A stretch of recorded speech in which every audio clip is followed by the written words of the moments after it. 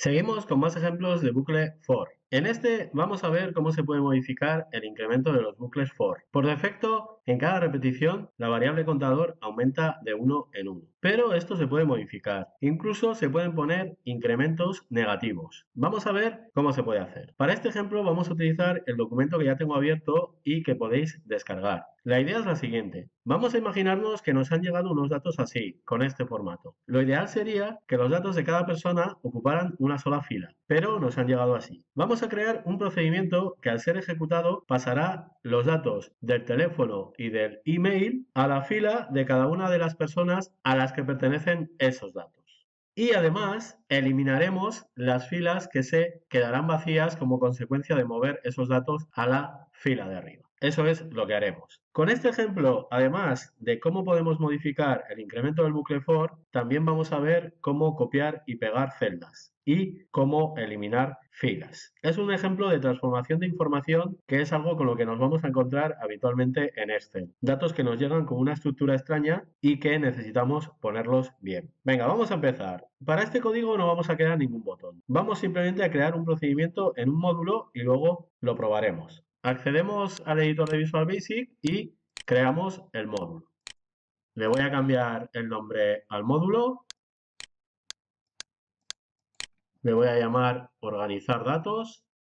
Y dentro de este módulo voy a crear un procedimiento que se va a llamar crear tabla. Así. Empezamos con el código de este procedimiento añadiendo las siguientes líneas.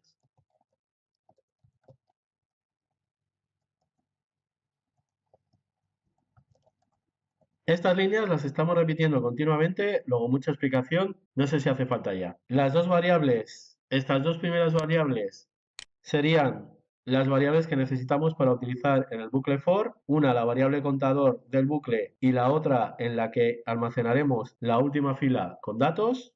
Después la constante que utilizamos para indicarle cuál es la última fila de una hoja de Excel y acabamos con esta fila en la que calculamos la última fila con datos que, aunque en este caso los datos tienen un formato un poco extraño, nos funciona bien porque la última fila con datos que nos encontraría sería esta, que es en la que tiene que acabar. En este caso vamos a ir saltando de dos en dos líneas, pero esto nos sigue funcionando para encontrar dónde se tiene que parar el bucle. Porque aunque vayamos de dos en dos, se tiene que acabar aquí, que sería justo los saltos que vamos a hacer. De esta a esta, de esta a esta y de esta a esta. Bueno, vamos con más código.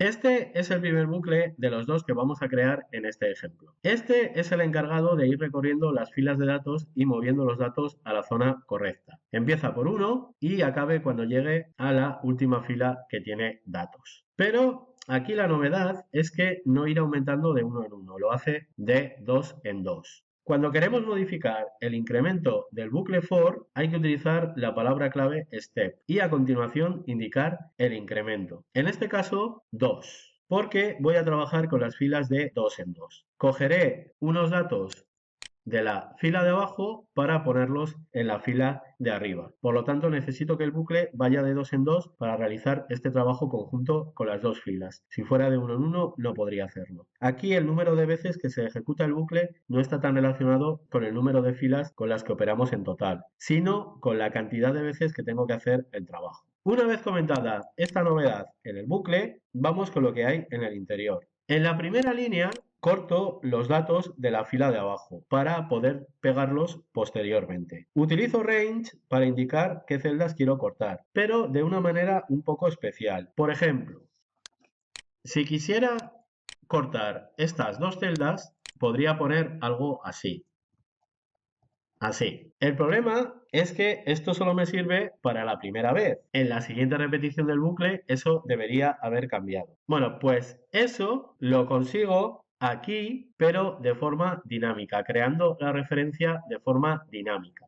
Uniendo la parte que nunca cambia de la referencia con la parte variable, que serían las filas, voy creando estas referencias de forma dinámica. Range solo necesita que le pase un texto en el que haga referencia a qué celdas quiero cortar. Cómo le llegue ese texto le da igual. Si llega en forma de cadena de texto fija, como en este caso, o si llega en forma de cadena de texto creada por partes, como en este caso, eso le da igual. ¿Veis? Primero aquí pongo la letra B, que sería esta B, después a eso le añado la fila en la que estamos más 1, porque la que me interesa cortar es la que está por debajo, a eso le añado la letra C y después a eso le añado otra vez la fila más 1, porque las celdas que quiero coger en la primera repetición son la B2 y la C2. Estaríamos creando esto mismo, pero por partes. Y por ejemplo esto en la siguiente repetición, como fila vale 3, aquí se convertiría en 3 más 1, 4 y vamos creando otra vez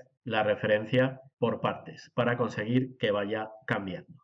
Esto es lo que haríamos aquí. Cuando nos referimos a celdas de esta manera, indicando la referencia entre las comillas dobles, si por lo que sea queremos que estas referencias vayan cambiando, lo podemos hacer de esta manera, uniendo partes fijas con partes variables. Eso a Excel le da igual. Lo importante es que le llegue una referencia formada correctamente. Bueno, voy a quitar esta y seguimos con la explicación. Una vez que con esta primera parte ya he indicado qué celdas quiero cortar, utilizo el método cut de los objetos de tipo celda, que nos permite cortar las celdas. O más bien nos permite marcar las celdas que queremos cortar, ya que el paso final se dará en las siguientes líneas, que es el de pegar. Para pegar necesito dos pasos. En este primero selecciono la celda donde deben ir las celdas que he cortado en el paso previo. Utilizo de nuevo un método similar al que he usado en esta línea para indicar que se seleccione una celda. Uso range indicando la referencia de la celda con una parte fija que sería la columna E, ya que el dato se tiene que pegar aquí en la columna E, y a eso le añado una parte variable que será el valor de la variable fila en cada repetición. Como empieza por 1, en la repetición 1 sería la E1, después E3, E5 y E7. Igual que hemos hecho aquí, conseguimos que la referencia vaya cambiando de forma dinámica. Después de tener seleccionada la celda en la que se van a pegar los datos, realizo el pegado, que se haría con esta línea. A través de ActiveSheet, que representa a la hoja activa, uso el método PAST, que es un método de los objetos de tipo Worksheet, de los objetos tipo hoja, que me permite pegar, en este caso, las celdas cortadas. Bueno, pues así ya estaría la primera parte. Conseguir cortar todas las celdas de las segundas filas de cada persona y colocarlas en la primera. Después de esto, solo nos quedaría eliminar las filas que se van a ir quedando en blanco por haber cortado sus datos. Para lo que vamos a crear otro bucle for. Podría intentarlo hacerlo de otra manera, para realizar todos los pasos de una sola vez, pero se iba a complicar mucho y he preferido hacerlo por separado.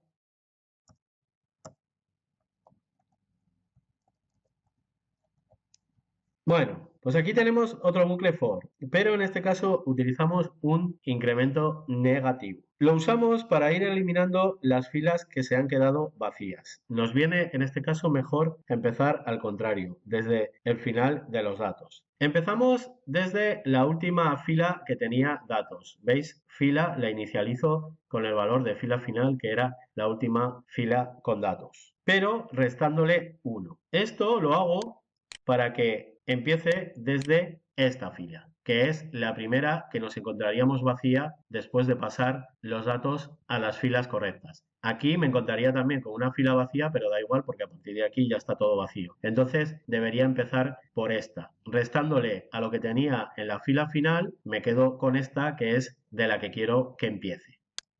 Y el bucle debe finalizar cuando llegue a la fila 2, que es la última que me encontraré vacía partiendo desde abajo. Eso es lo que le indico en este bucle. Con un desplazamiento de -2 se va a ir moviendo desde esta fila hasta esta para poder ir eliminando los huecos vacíos que tendremos aquí.